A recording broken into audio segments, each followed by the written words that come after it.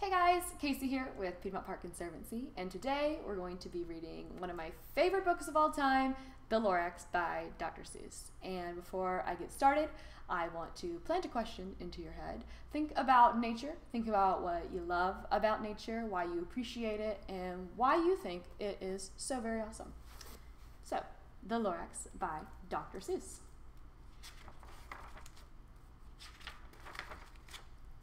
At the far end of town, where the grickle grass grows, and the wind smells slow and sour when it blows, and no birds ever sing excepting old crows, is the street of the lifted Lorax. And deep in the grickle grass, some people say, if you look deep enough, you can still see today, where the Lorax once stood, just as long as it could, before somebody lifted the Lorax away. What was the Lorax? And why was it there? And why was it lifted and taken somewhere from the far end of town where the grickle grass grows? The old Onceler still lives here. Ask him, he knows. You won't see the Onceler. Don't knock at his door. He stays in his lurkum on top of his store. He lurks in his lurkum cold under the roof, where he makes his own clothes out of miff-muffered moof. And on special dank midnights in August, he peeks out of the shutters. And sometimes he speaks and tells how the Lorax was lifted away. He'll tell you, perhaps, if you're willing to pay. On the end of a rope, he lets down a tin pail, and you have to toss in 15 cents and a nail, and the shell of a great-great-great-grandfather snail. Then he pulls up the pail, makes a most careful count, to see if you've paid him the proper amount. Then he hides what you've paid him, away in his snub, his secret strange hole in his grubulous glove. Then he grunts, I will call you by whisper-ma-phone, for the secrets I tell are for your ears alone. Slop!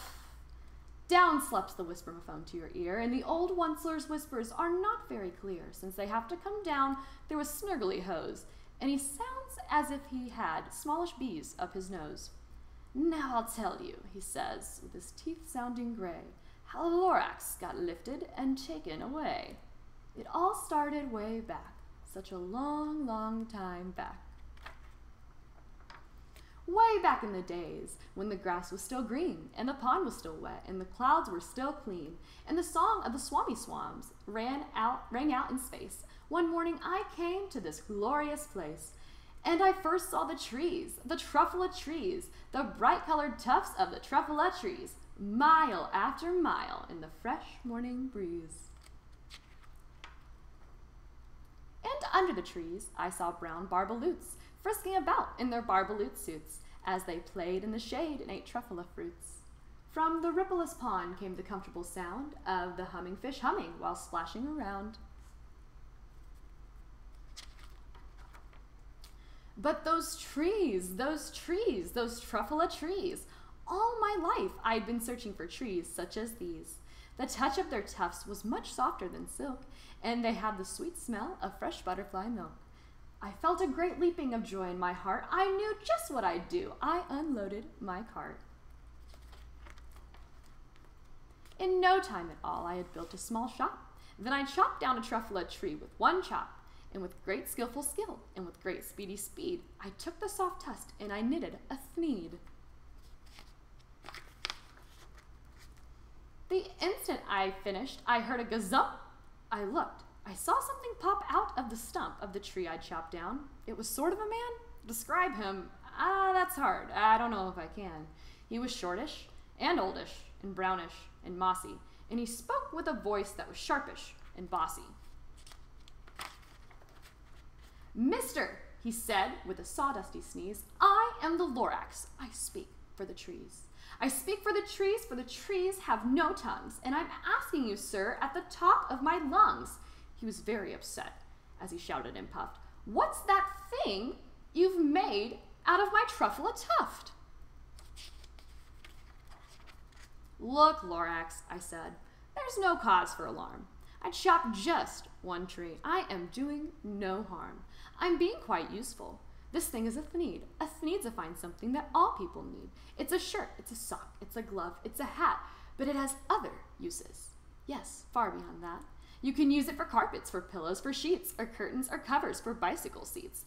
The Lorax said, "Sir, you are crazy with greed. There is no one on earth who would buy that fool Thneed." But the very next minute, I proved he was wrong. For just at that minute, a chap came along, and he thought that the Thneed I admitted was great. He happily bought it for $3.98. I laughed at the Lorax. "You poor stupid guy. You never can tell what some people will buy." "I repeat," cried the Lorax, "I speak for the trees." "I'm busy," I told him. "Shut up, if you please." I rushed across the room and in no time at all built a radio phone. I put in a quick call. I called all my brothers and uncles and aunts. I said, "Listen here. Here's a wonderful chance for the whole Onceler family to get mighty rich. Get over here fast. Take the road to North Nitch. Turn left at Weehawken, sharp right at South Stitch." And in no time at all, in the factory I built, the whole Onceler family was working full tilt. We were all knitting Thneeds just as busy as bees, to the sound of the chopping of truffula trees. Then, oh baby, oh, how my business did grow. Now chopping one tree at a time was too slow. So I quickly invented my super axe hacker, which whacked off 4 truffula trees at one smacker. We were making Thneeds 4 times as fast as before, and that Lorax, he didn't show up anymore. But the next week, he knocked on my new office door. He snapped, "I'm the Lorax who speaks for the trees, which you seem to be chopping as fast as you please. But I'm also in charge of the brown barbaloots, who played in the shade in their barbaloot suits and happily lived eating truffula fruits.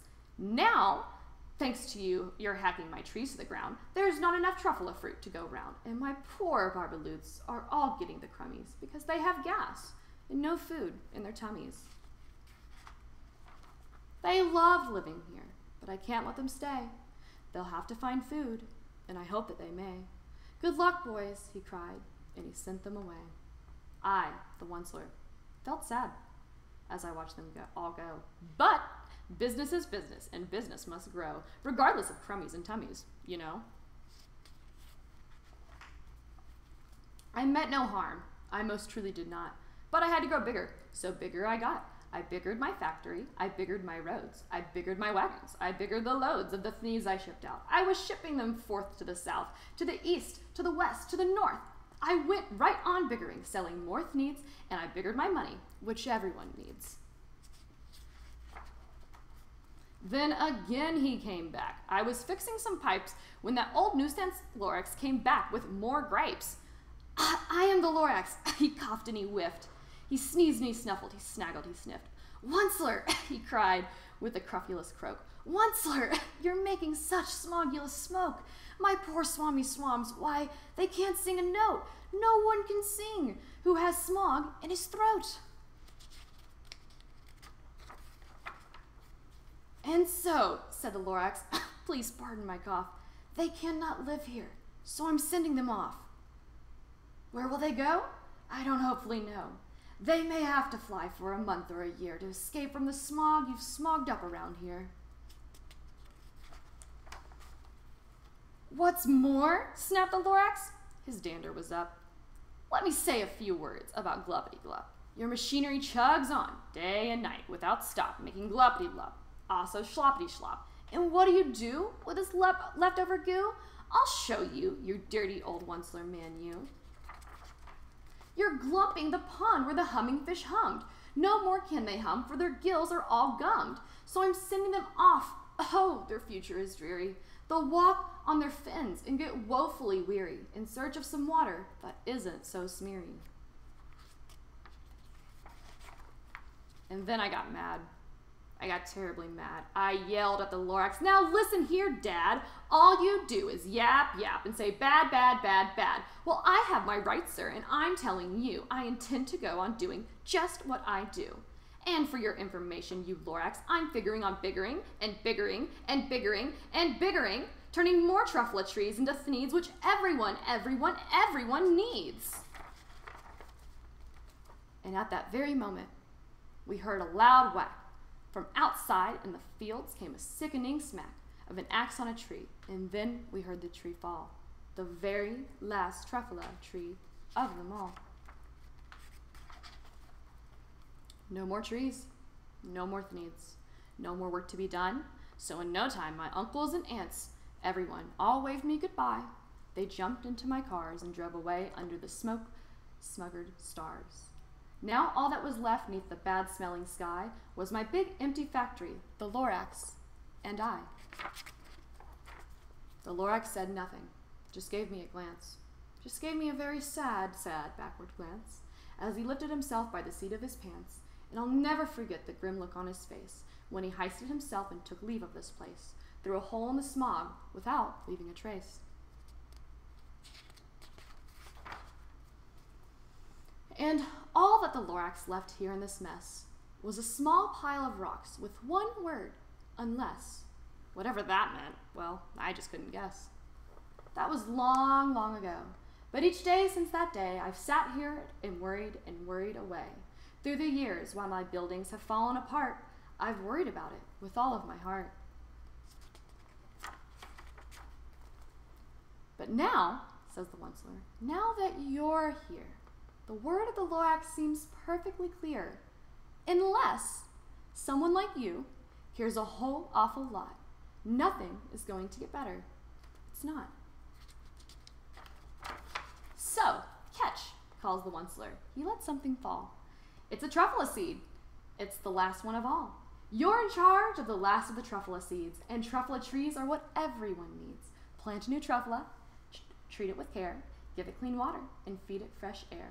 Grow a forest, protect it from axes that hack, and then the Lorax and all of his friends may come back. So, thank you so much for tuning in to the Lorax. As always, I have a takeaway with our story times, and mine today is that no matter what you can do, whether it's big or whether it's small, if you're working to do something to make the world a little bit of a better, brighter place, that is awesome and a great first step. And if everybody was to just do our little small, tiny good things, the world would be a lot happier of a place. So continue to do whatever you can do to make it a little bit brighter. And thank you once again for tuning in with us. We'll see you next time.